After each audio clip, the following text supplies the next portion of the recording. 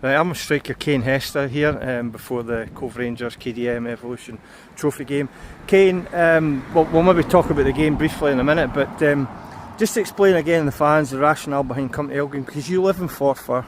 You obviously had a successful spell with Elgin before, but the man who signed you for Elgin is now at Forfar, and they wanted you at the same time in Elgin. What was the dynamic in coming to Elgin and giving yourself all the travel again? Yeah, it was a tough decision. It was a lot of time spent making that decision, but I think a lot of it just came down to playing for the club that I played for before and where I enjoyed myself. I just wanted to go back somewhere that I enjoyed myself, so that was the biggest thing for me. The pool of working with Gavin Price again was a lot, but I eventually did decide just to come back here, and I know it's a lot of travelling, but it's only a few more years, so I think it'll be worth it. Aye.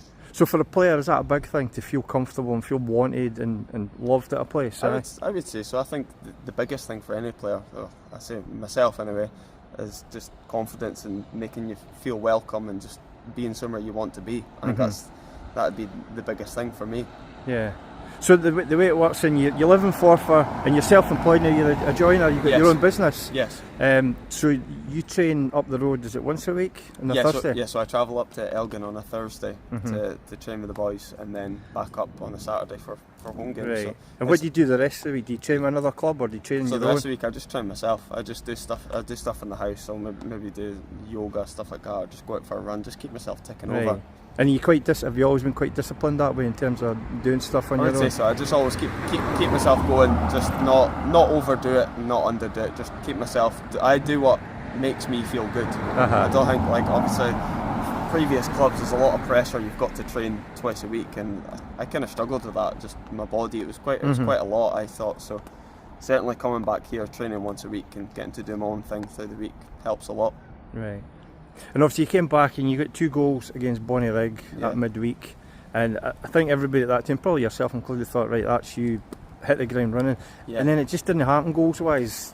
Until you got those 2 goals against Dundee United end of August, you hadn't scored. How difficult was that? Yeah, it was difficult. Obviously in between, since scoring those 2, I then struggled, and then I had my hip issue, which still hasn't left me. I'm just kind of nursing it and getting through it and maintaining it, and obviously since then I had kind of struggled with it, and then when coming fully back I just realised I didn't have the confidence in me, but that slowly comes, and the more goals you get the more it comes. So dealing with the goals, it was quite tough. I've never had to deal with something like that before. I've always every few weeks or so I've always banged in one here or there, so I think with that mentally it is quite tough.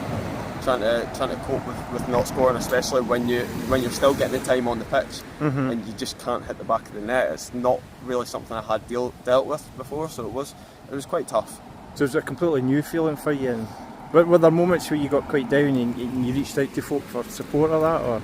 It's probably just the gaffer. Obviously the gaffer just reiterating how much confidence he has in me, how much he believes in me, and that without realising those are probably things that I need to hear without knowing it. So he's obviously just kept drilling it into me, and I think it's just something that comes naturally. Like, once you start scoring, you don't stop. It keeps coming, so hopefully the same again. Aye, absolutely. And today, Cove Rangers, KDM, they're obviously League One, I think a hybrid full-time team, so it's going to be a big challenge, but you're sure against Dundee United, what you are capable of? Yeah, I think Dundee United were a different aspect. They were young, fit, and they played some really nice football at times, so I thought they were a good side. Cove will be much the same. Obviously they're a bit more simplified, but they're always a good side, really good individual players. So it's a bigger test, but the bigger the test, I think the bigger players rise, so I think it'll be an enjoyable game. Yeah, and the 2 goals you got in the last game against Dundee United, there was no real celebration. It just seemed to be a relief wash over you, and you just put your hands in your head and just seemed to let out some steam and energy, didn't you? Yeah, I think it's just more a wee bit of relief, and it's also the sense of nothing's been done yet. A couple of goals doesn't solve anything, and even if I go and grab a few goals in the next couple of weeks, that still doesn't solve anything. You need to maintain and keep going. You can't be happy with one here or there, especially the results as well. We're playing a younger side. I didn't want to be disrespectful at all, so just maybe in the future more celebration. Great stuff. And there's a bus. I don't know why I filmed this beside a busy road, but it looked like a good idea at the time. But Right, cheers for that, Kane. We'll catch up with you later. Thank you.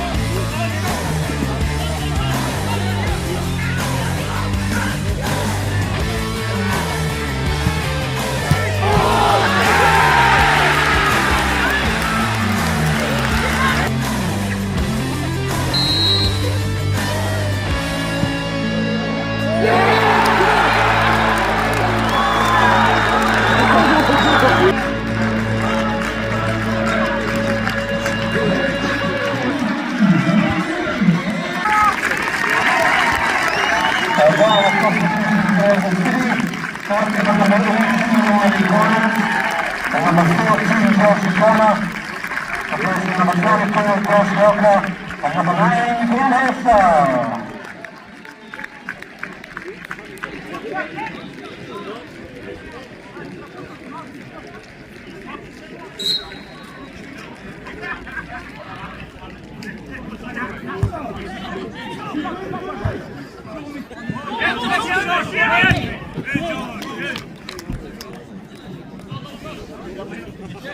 Just in conclusion, to sum up the last two games, we'll start with your goal. We can't really not start there. Yeah.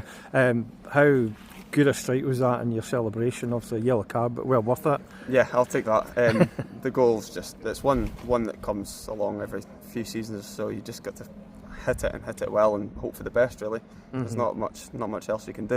I take it there was no other thought in your mind the minute that free kick was awarded. You were having it and you were going to strike it. Well, because I just hit the post before, I was a bit disappointed. So as soon as we got the free kick, I walked up and took the ball off McKeever and says, "I'm hitting this," and he says, "Fair enough." So, and he was quite happy to give. Yeah, he just says, "On you go." Aye.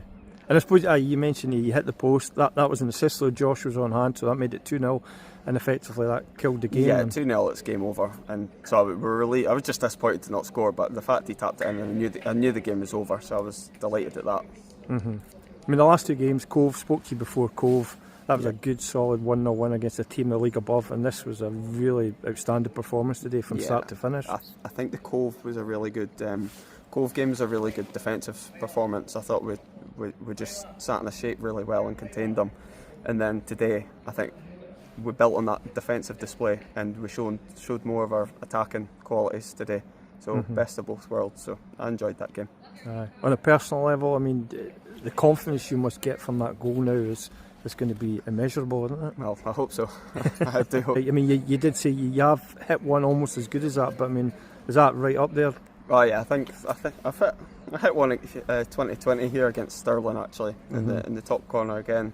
But I think the free kick, I don't know if I've hit a ball as hard as that before. So. Aye. And you're hoping now, personally and as a team, you really kick on from this and just Absolutely. go on a run. Last few weeks, I feel like really found herself in the team, and I think it's just a case of maintaining that. Nothing, we don't need to do anything out of the ordinary, just stick as a team and do exactly what we've been doing the last 3, 4, 5 weeks.